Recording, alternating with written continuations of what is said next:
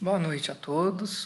Vou começar mais aqui um estudo para o Centro Espírita Cabaixuter de Ouro Fino, nos sábados à noite. Eu vou falar aqui um pouco sobre alguns conhecimentos, uma breve introdução ao estudo que o Haroldo Dutra Dias dá no YouTube e sobre a Gênesis. Eu também comprei o livro Estudando a Gênesis, do Haroldo, pelo portal Ser, e eu vou falar um pouquinho sobre isso. Então, aqui tem um indicativo do livro, do estudo, né, que eu estou fazendo. Eu comecei, eu gostei muito. O Haroldo, ele é muito elucidativo, ele é muito explana muito bem e a gente consegue avançar com os conhecimentos que ele traz para a gente. Então, eu vou falar um pouco, né, essa introdução, com o objetivo de passar alguns conhecimentos e chamar a todos que façam também esse estudo, que leiam um livro. Eu não estou fazendo propaganda, não estou ganhando nada com isso, não. Claro que não. Não é esse o objetivo, não. Meu objetivo é simplesmente passar um pouco do conhecimento adquirido e para a gente conversar um pouco sobre isso. Então, vamos primeiramente fazer uma prece, né? Vamos agradecer a oportunidade do estudo, a oportunidade da vida, dessa continuação que estamos tendo aqui no plano terrestre, que nós possamos ser intuídos pelo plano maior e que todas as nossas atitudes sejam pelo menos permeadas com a luz que vem do Cristo, de todos os amigos espirituais. Que a bondade dele esteja aqui conosco hoje e sempre. Que assim seja. Então, vamos falar um pouco primeiro sobre que o Haroldo traz no livro dele, no estudo, várias obras da doutrina. Por isso que o estudo dele é à luz da doutrina espírita. Existem muitos outros conhecimentos, mas o que vamos falar aqui está contido na doutrina. E nada melhor do que André Luiz para nos dar o respaldo. Então, no livro Evolução em Dois Mundos, na página 12, ele fala o seguinte. Então, primeiro vamos começar aqui pelo plasma divino, que é o fluido cósmico, a mesma coisa, a força nervosa do todo sábio.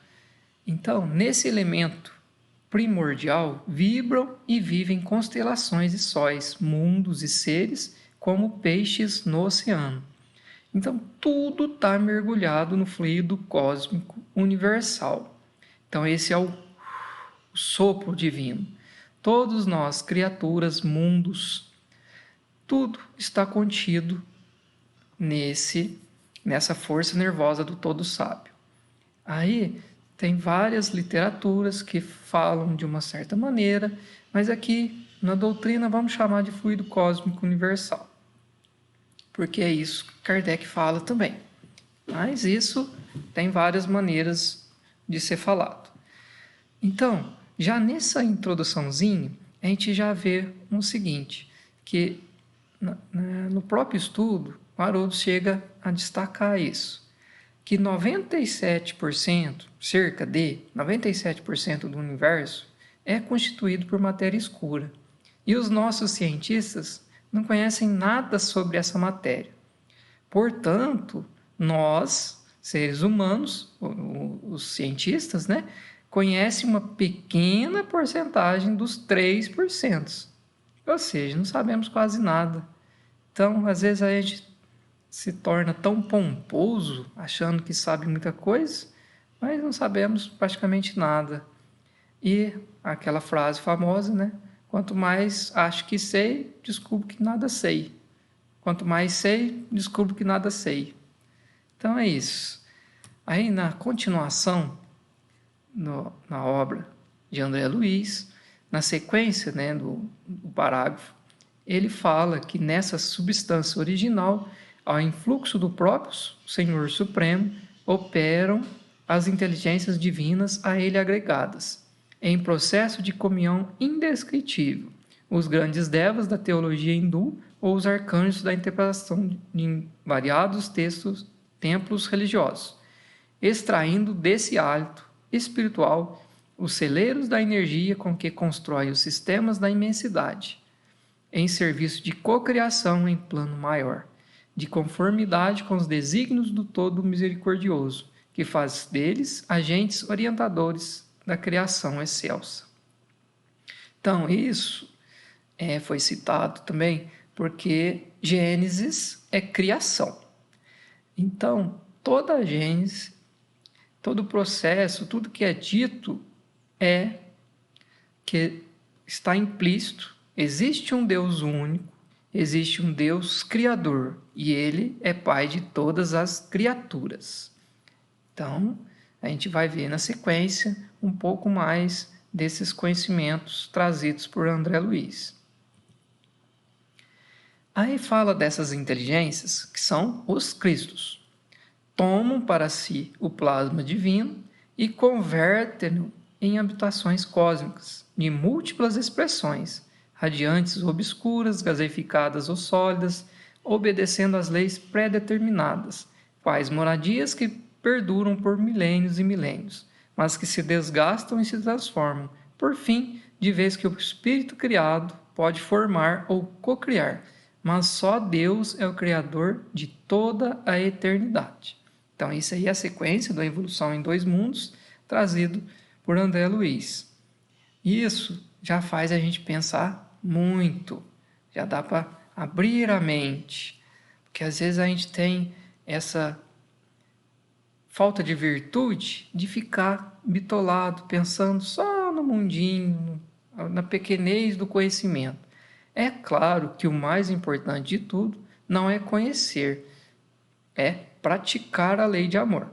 Mas conhecendo, a gente vai ver aqui que o conhecimento ele está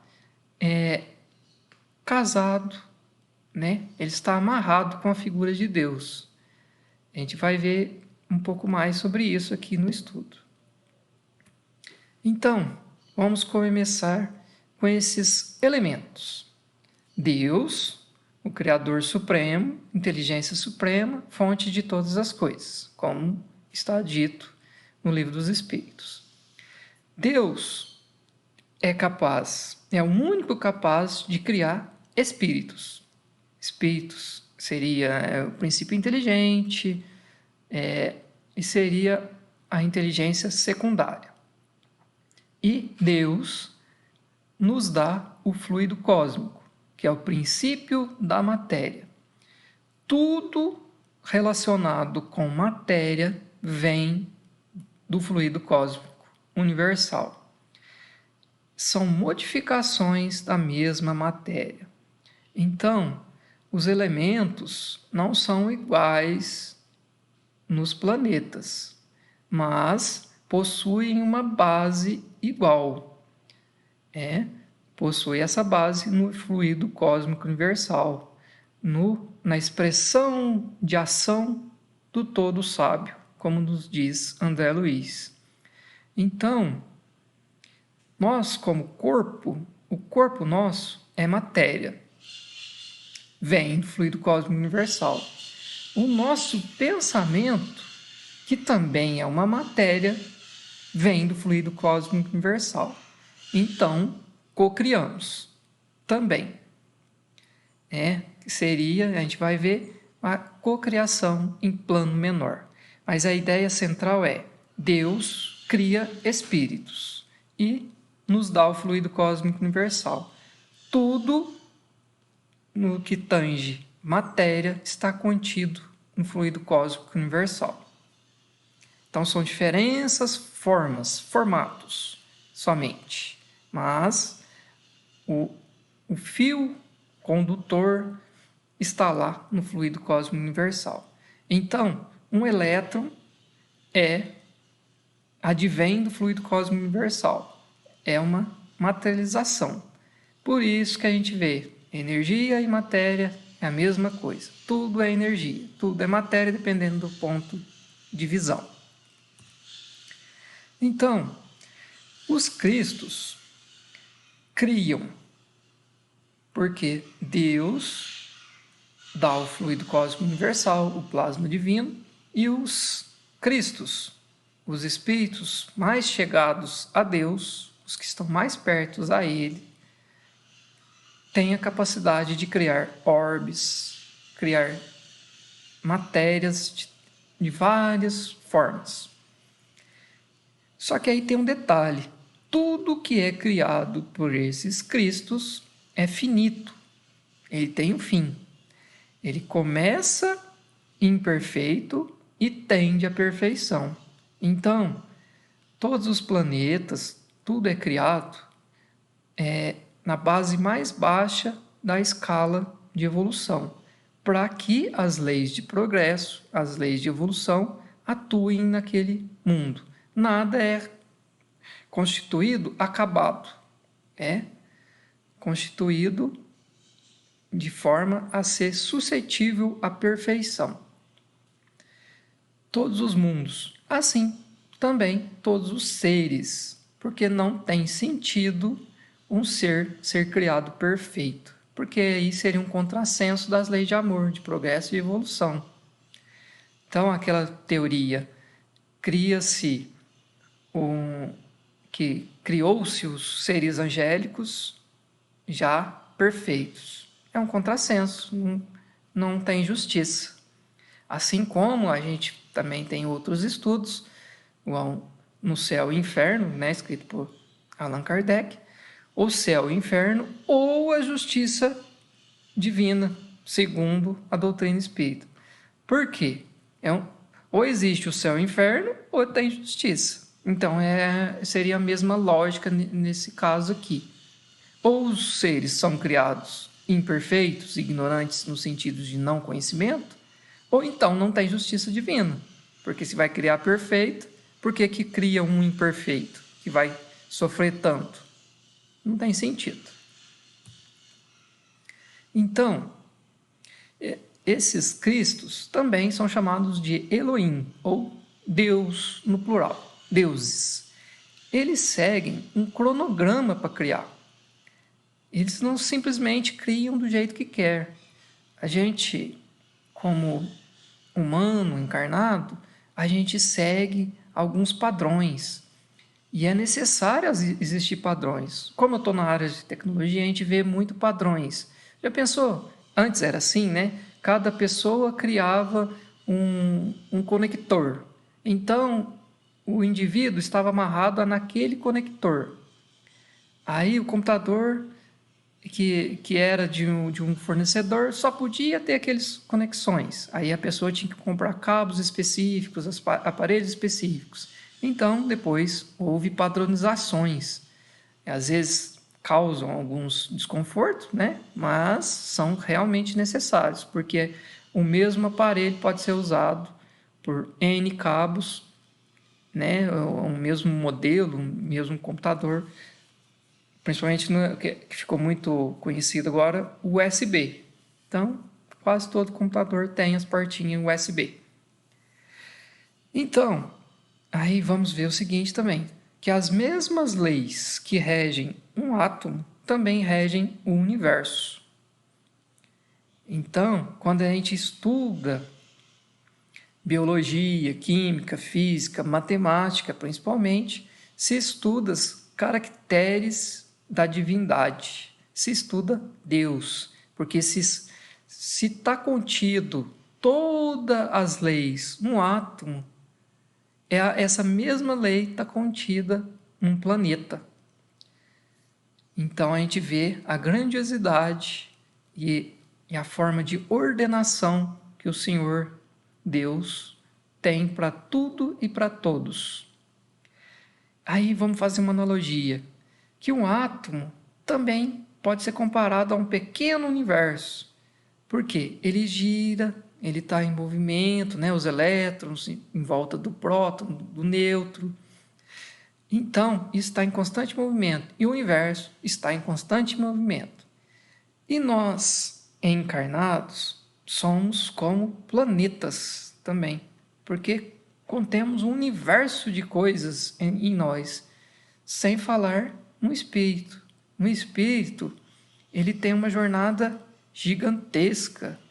Aí a gente vai pensar um pouco lá do princípio de vida até chegarmos agora nesse estágio, no estágio hominal. Aí a gente para pensar também, o Cristo é um Elohim, né? Um Deus, uma porção da divindade. Uma porção da divindade no sentido de estar presente Deus através dele. Ele podia multiplicar pães, peixes e fazer muitas outras coisas. Se um ser que tem a capacidade de criar um mundo, o que ele não pode fazer? Aí é para pensar. Então, todas as criaturas são capazes de criar, né? Mas aqui a gente vê no plano menor, porque esse plano maior é o da criação excelsa, né? A criação que está lá de planetas, galáxias. Se a gente pensa, os Elohims criam um planeta, mas eles criam também o sistema solar, eles criam também a galáxia, eles criam o universo, o quadrante A, quadrante B. Então, nós, criaturas, também criamos, e isso é em plano menor. Porque nós também manipulamos o fluido cósmico. É claro que com pequena porcentagem dele, né? Uma maneira bem menor do que os cristos. Mas também fazemos isso. Quando? Quando damos formas aos nossos pensamentos. Porque os nossos pensamentos, eles criam forma, criam vida, emitem ondas, vibrações, radiações e captam e são captados também. Então, nós estamos gerando, estamos manipulando o fluido cósmico universal e transformando ele em alguma outra coisa. Por isso, cuidado muito grande com o pensamento. É claro que as atitudes, né, quando executadas, são piores ainda do que um pensamento mal feito. Mas só o ato de pensar a gente cria, manipula o fluido cósmico universal. Então, os espíritos que estão lá no topo da escalada, eles têm uma comunhão com Deus. Eles se servem dessa substância original, emitida pela força suprema e origem de todas as coisas, que é Deus, e constroem. Então, Deus fornece um croquis, um esqueleto, uma cartilha de como deve ser feito. Tem que seguir essa lei, tem que ter gravidade, assim, assim, assim, tem que ser nesse formato. Se for formar um mundo dessa constituição, tem que ser feito assim, assim, assim. Então, o André Luiz fala que os cristos têm uma comunhão indescritível com o Criador. Se ele não soube explicar, eu muito menos. É a mesma coisa que Haroldo fala, né?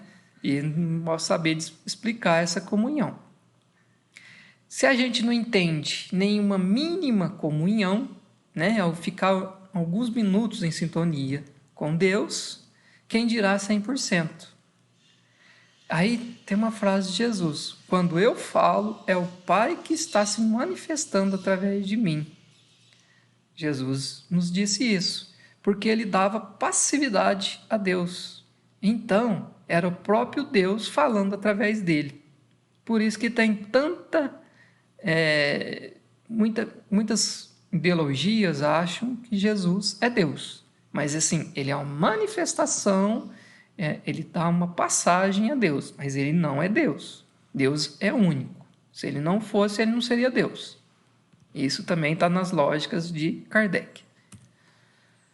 Então, para entender um pouquinho mais sobre isso, essa comunhão, o Haroldo cita isso, né? Que Chico ficava 8 horas por dia sendo um instrumento dos espíritos. seja psicografando, seja atendendo nas reuniões mediúnicas, seja atendendo as pessoas. Fora o tempo que ele não estava em transe, que ele também dedicava sua vida aos outros. E, para a gente pensar, ele encarnou. Então, a lógica nos diz que ele ainda não é um espírito puro. Mas o quão radioso é esse espírito! E caridoso, humilde. E ainda assim, ele encarnou, né? Para estar aqui entre nós e nos dar tanta luz. Então, devemos almejar isso, estar em comunhão com o Pai. Aí vamos ver um pouquinho de escalada, né? Escalada dos reinos. A gente da doutrina, a gente conhece essa escalada, essa verticalização, né? Da evolução. Então, começamos no mineral, depois vamos para o vegetal, animal, hominal, o puro, e depois aí que está um diferencial que a gente às vezes não para pensar tanto, mas na escalada depois do espírito puro, ou seja, liberto dos ciclos de morte e encarnação, existe uma escalada que vai até os Cristos, ou os arcanjos, como pode ser uma analogia também, um sinônimo. E então, nós estamos aqui nessa escalada tentando nos depurar até atingir a pureza espiritual. E depois, não vai ter só aquele, não vou fazer nada, vou contemplar. Não, aí o trabalho, os estudos vão se ampliar e vão ter mais consciência cósmica e mais responsabilidades adquiridas e vão poder ajudar a todos de maneira mais contundente. Tanto é que Jesus nos ajuda hoje e sempre, né? Ele participou aqui da constituição do orbe, está conosco há 4,7 bilhões de anos. A gente não tem ideia de quanto tempo estagiou no mineral, no vegetal, no animal. Estamos aqui no nominal. E nosso objetivo, sermos perfeitos e depois, né, puros. Esse puro e perfeito, às vezes mas são maneiras de se ver. Mas o pensamento maior deve ser aproximarmos cada vez mais do Pai e podermos orbitar à sua volta, gravitar através dele, bem pertinho. Esse é o objetivo principal de todo ser, de toda criatura. Então, André Luiz também, né, em Evolução em Dois Mundos, fala que a ameba, quando ela está nos seus primeiros estágios, ela adquire os automatismos do tato, nos animais aquáticos o olfato, nas plantas o gosto, nos animais a linguagem. Hoje somos o resultado de todos os automatismos adquiridos nos vários reinos da natureza. Assim, no reino mineral, adquirimos a atração, no reino vegetal, a sensação, no reino animal, o instinto, no reino hominal, o livre-arbítrio, o pensamento contínuo e a razão. Diz ainda que nas linhas da civilização o reflexo precede o instinto, este, atividade refletida, esta a inteligência, esta por sua vez a razão e finalmente esta a responsabilidade. Aí por isso que é a frasinha famosa, quanto mais sabemos, mais responsabilidade adquirimos. E isso faz parte da evolução. Não adianta falar, eu não quero aprender para não ser responsável por isso. Vai ser, de alguma forma ou de outra, vai ser, porque é isso que tem de toda criatura criada por Deus. Se tornar perfeito. Então, nos minerais, os minerais têm algumas atividades em nossos corpos, né? Eles conduzem os impulsos nervosos, ajudam na manutenção celular, contração dos músculos. São várias atividades que os sais minerais fazem no nosso corpo. Porque eu quis dizer o seguinte: todos os reinos estão em nós, né? O reino mineral está presente no corpo. O reino vegetal tem as suas nuances, o animal e assim por vai. O nominal, né? O animal, quer dizer, né? Então tem tudo isso, nosso corpo está contido disso. Então, cada parte, cada metabolismo do corpo, ele atende a um princípio do reino. No reino vegetal, se a gente comparar, nós seres humanos precisamos de luz, principalmente de água, né? Olha a comparação com o reino vegetal. Nós também nos reconstituímos. As células que morrem, elas renascem, tanto é que o machucado, um cortinho que você faz, sara. Um membro, não, né? Porque a lagartixa consegue o seu membro recuperar. Mas os nossos órgãos, alguns têm essa capacidade regenerativa, né? De corta um pedaço, ele se regenera e volta a ser inteiro novamente. Então, olha esse pensamento também, o tanto que é importante o sol na nossa vida. Então devemos abrir janelas, deixar o sol entrar, assim que possível ficar no quintal, receber essa energia, tomar muita água, porque somos semelhantes às plantas também, precisamos disso, tanto da água quanto do sol. Nos animais, aí é uma comparação, né? Nós somos mamíferos, nós temos o instinto animal, nós temos várias características herdadas dos animais. E, de acordo com a Universidade aí de Wayne, em Detroit, eles dizem que 99% do nosso código genético é igual ao do chimpanzé. Então, tanto que somos parecidos, né? E também porque os Elohim que criam, né, os seres, toda a vida, eles criam num certo formato. Não tem por que fugir tanto desse formato. Se está criando aqui na Terra o reino, os reinos têm que ter características parecidas para poder haver as transições. Não ia criar algo totalmente diferente, 100% diferente. Não, são características parecidas. Então, às vezes, nós humanos queremos que um outro planeta se condicione a nossas características. E não é assim que funciona. É o contrário, é o corpo que se adequa ao mundo, não o mundo que se adequa ao corpo. Então, os planetas têm seres condizentes com eles. E qual seria o topo da escalada? Aí na Revista Espírita de 1868, fala que ao lado de Deus estão numerosos espíritos chegados ao topo da escala dos espíritos puros, que mereceram ser iniciados em seus desígnios para dirigirem a sua execução. Deus escolheu dentre eles seus enviados superiores, encarregados de missões especiais. Podeis chamá-los Cristos. É a mesma escola. São as mesmas ideias modificadas conforme os tempos. Então, são tudo questões de nomenclatura, né?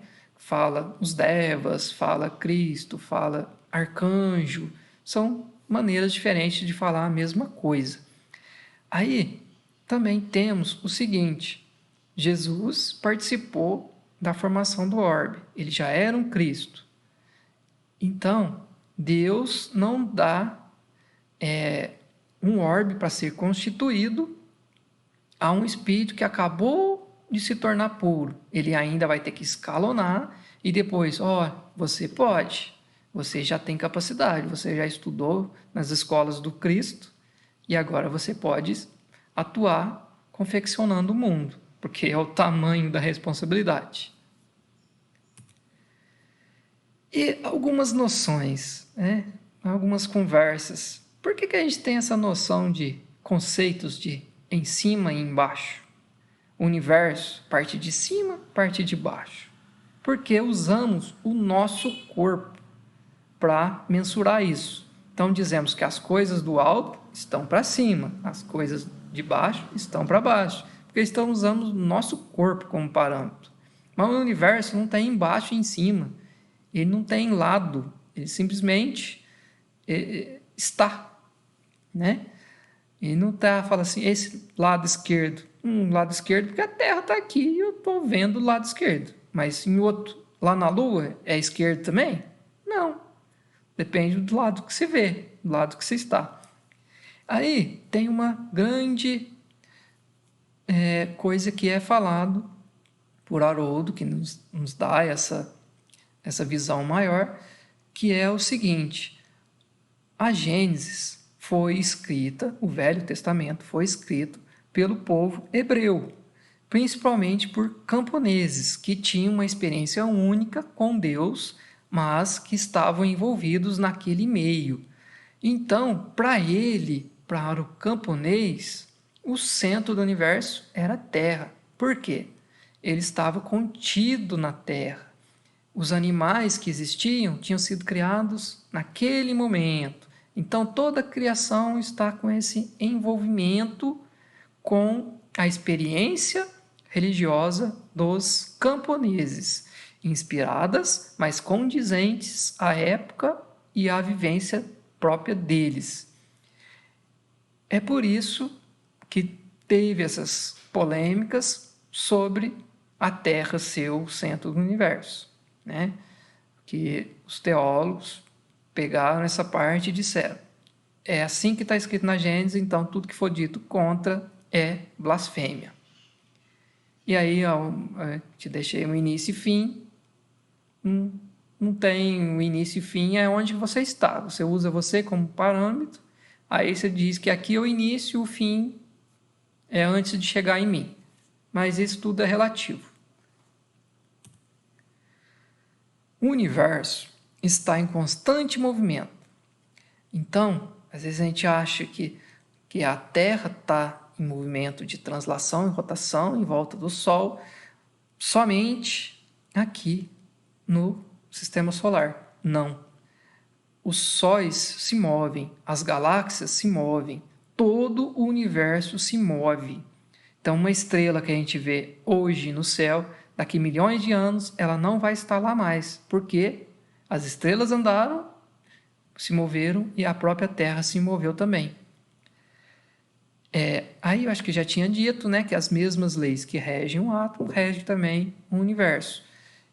E isto se aplica a todas as criaturas e a todas as matérias que estão contidas nos mundos. Aí o Haroldo faz essa comparação, eu acho muito interessante, que as leis de atração que unem um átomo ao outro, formando moléculas, substâncias, elementos, aplicam-se igualmente aos seres humanos. Só que nos seres humanos a gente pode chamar isso de lei de amor, essa lei de atração, né? Porque um elemento ele atrai o outro. Nós atraindo pessoas, vibrações, energias, atraímos tudo aquilo condizente conosco. E aí, há uma comparação. O Evangelho, né, o Evangelho trazido por Jesus, pode ser comparado com um sol. E todos nós que tentamos aprender, estamos gravitando em torno dele. Então, aqui são conhecimentos diversificados. Por isso que eu falei, eu vou falar um pouco de algumas coisas que eu conheci através do estudo. Falando de várias coisas ao mesmo tempo, né? Não estou discorrendo num assunto só, porque esse não é o objetivo meu aqui. O objetivo meu é fazer a gente pensar, né? A mente expandir, como diria o Paulo Coelho, né? O autor brasileiro. A gente tem que ter o horizonte expandido, porque o indivíduo tem mania de olhar e enxergar 20 metros em volta de si apenas. A gente tem que olhar, enxergar montanhas, enxergar o sol, e ficar preso naquele mundinho. Vamos ampliar o nosso conhecimento e os nossos horizontes. Então, todas as doutrinas, né, o Velho Testamento, o Novo, Jesus, a doutrina espírita, tem o objetivo de ajudar-nos a entender o coração do Cristo, que é o evangelho dado por ele. Essas leis de amor. E todo o estudo serve como um óculos, como uma lente do óculos, para que a gente possa enxergar melhor, nos ajude a enxergar melhor. E uma meta maior deve ser fazer o Cristo morar aqui, dentro dos nossos corações. E aí, sermos instrumentos totais do Cristo, de Deus, em nós. Podermos ficar imergidos, mais inteirados com a consciência maior, para que aí sim possamos ser perfeitos.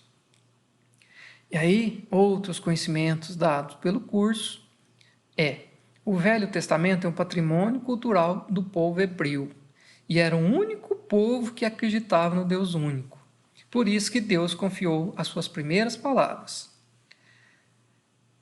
E esse povo foi escolhido para receber o Cristo por um motivo. E esse povo já estudava as Escrituras há mais de 1.200 anos antes de Cristo. Então, eles tiveram todo um preparo. E aqui, a gente vê um contrassenso também, uma desvantagem. O problema que aconteceu com o povo hebreu é que eles praticavam só no entendimento, mas não nas suas ações. Praticavam só no conhecimento empírico, aquele ditado pelas regras ali, um conhecimento só acadêmico. E na hora das obras não existia. Tanto foi assim que esperavam um rei que dominasse todos os outros povos e acabaram martirizando o Cristo. Aí o próprio Jesus falou: os escribas e os fariseus sentaram-se na cadeira de Moisés. Portanto, tudo quanto vos disserem, fazei e observei. Mas não façais de acordo com suas obras, pois eles dizem e não fazem. Está em Mateus, capítulo 23, versículo 2 e 3.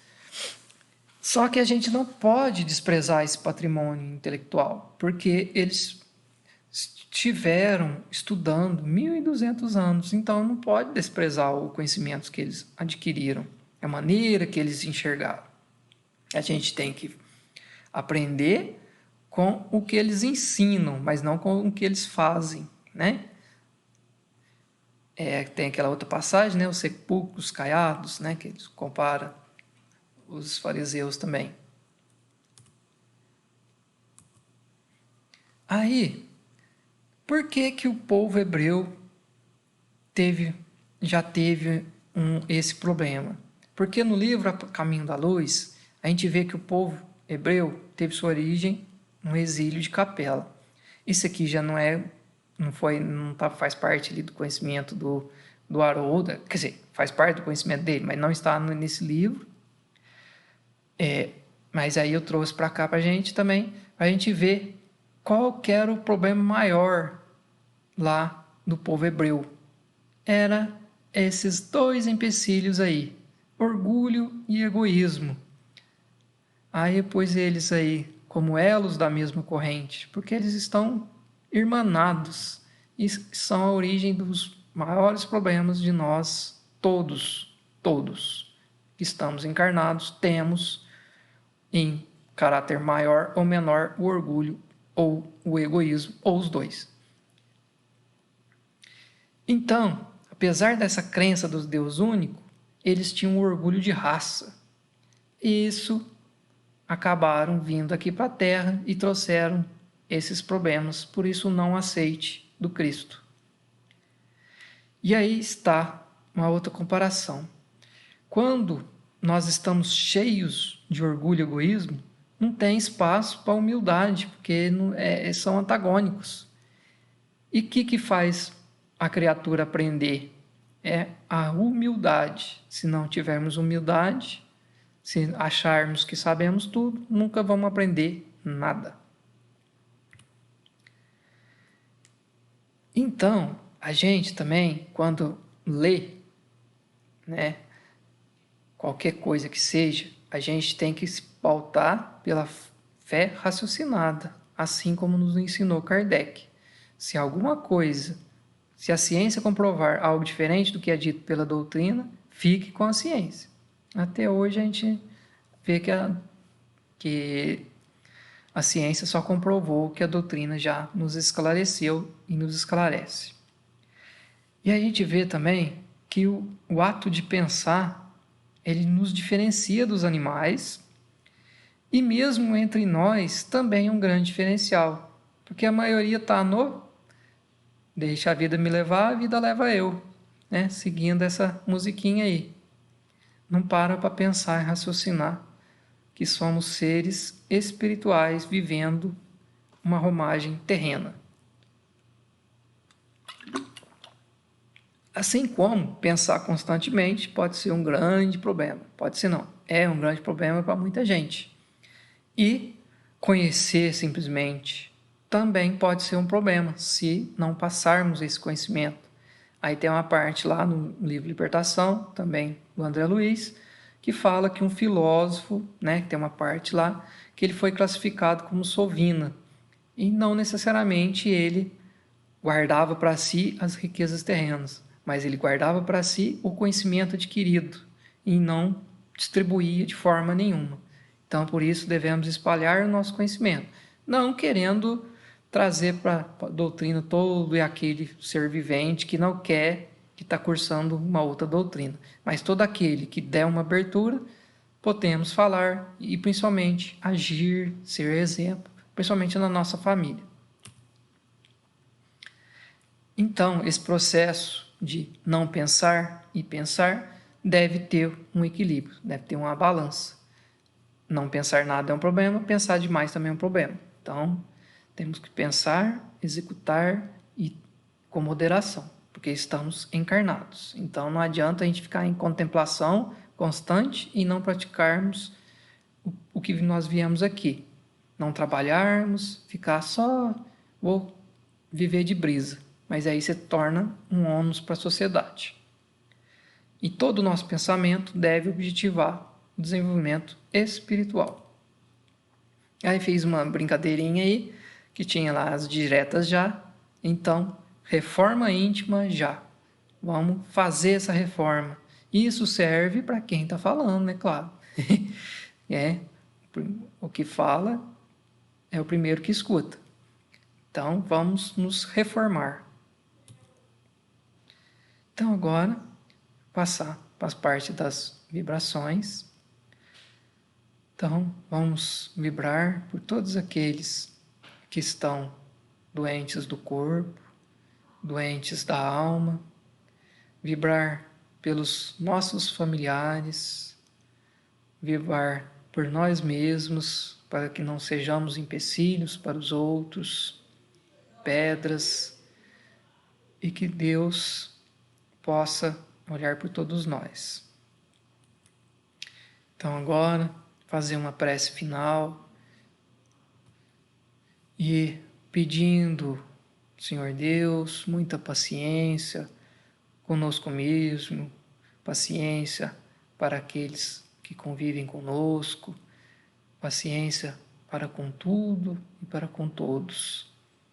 Então, que o Senhor Deus agora possa estar presente em cada recinto que escuta essas palavras, que Deus possa viver entre nós, atuando, e que nós possamos dar essa liberdade para Deus atuar em nós. Então, sentindo agora essas vibrações que vêm do mais alto, encerraremos o estudo de hoje, agradecidos pela oportunidade da vida, oportunidade bendita de nos regenerarmos. Abençoe, Senhor, cada lar representado nas pessoas que assistem. Que assim seja. Obrigado a todos. Obrigado pela paciência.